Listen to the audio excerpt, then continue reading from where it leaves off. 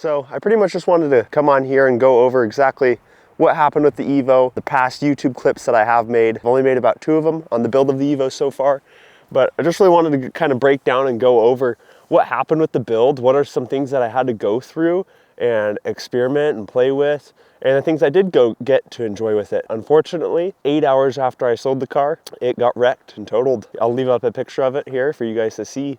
But it's pretty unfortunate that, 2.5, nearly 3 years of work, time, money went into building the car, and it got wrecked. But what can you do about it? You sold it, so the car's out of your possession, and anything that happens to it isn't your obligation. Just kind of the way the life goes. But I kind of wanted to go over that build. So the last video I posted up was on the first motor rebuild. No, that would be the second motor rebuild. So in total, I went through about 3 motor rebuilds with that car. The first one was because of low oil. I ran it down to about 2 quarts of oil. Didn't know.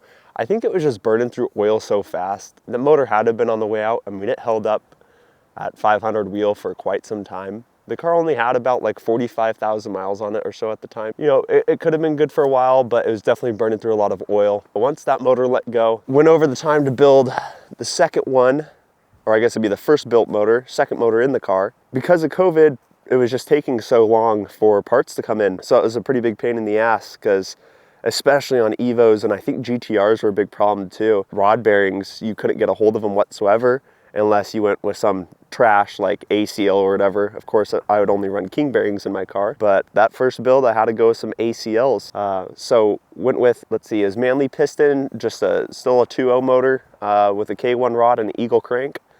I had heard some controversy on the Eagle crank. I got recommended to do the Eagle crank, so I went ahead and did it.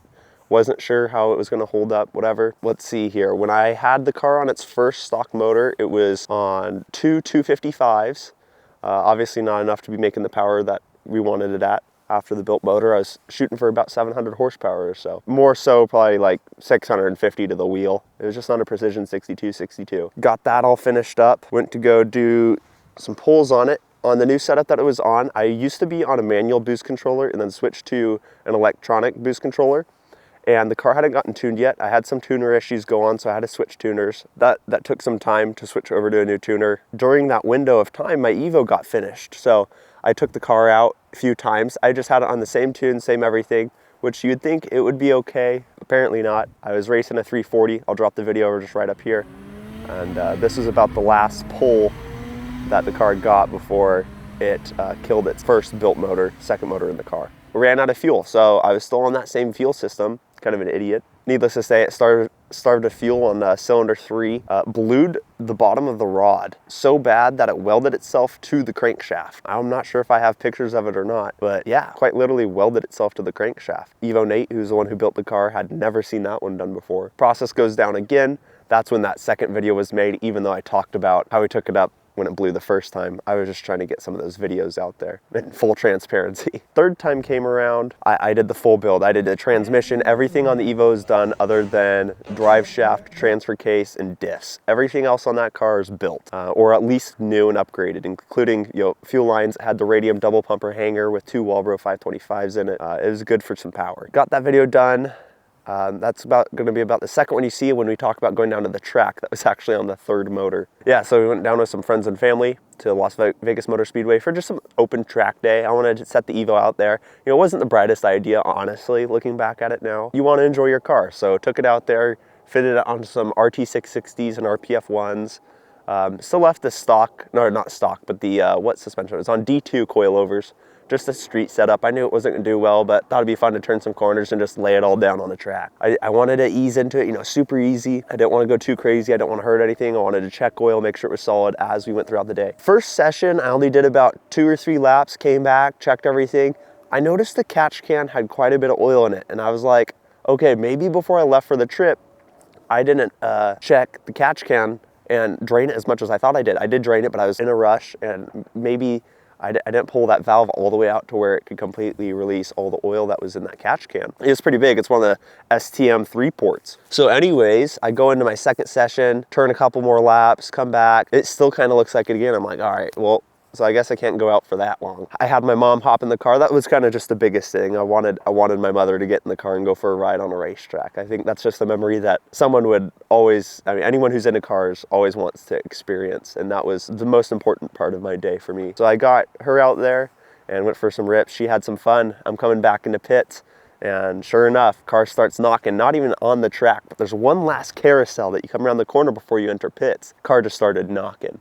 And I was like, oh shit, you know, here we go again. I look over to her and I'm like, well, did you have fun? And she's like, yeah, I did. And I'm like, good, because this thing's done. And she's like, oh no.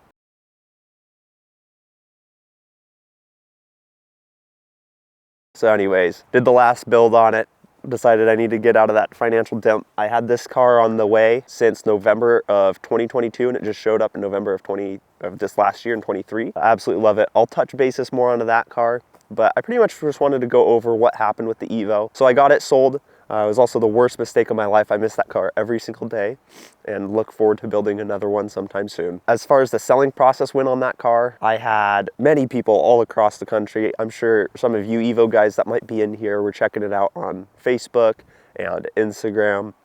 It was pretty much listed everywhere. But yeah, so I really didn't want to sell the car because it had that audience. I don't want to sell the car just to anybody. I wanted to make sure that the person knew what they were doing and wasn't just going to total my car. Unfortunately, anything can happen. It sucks. But a couple people came over. One kid tried showing up. He said he knew how to drive stick. He didn't know how to drive stick, bought a couple family members, like little kids. So now I'm liable if anything goes wrong. So I'm like, all right, well, I guess I can take you guys out. That pretty much went on for a couple weeks of him just tugging me along. We had a guy come out of Bend, Oregon to come check it out, ripped it twice, did fine, banged the gears, flat foot shifted it perfectly fine.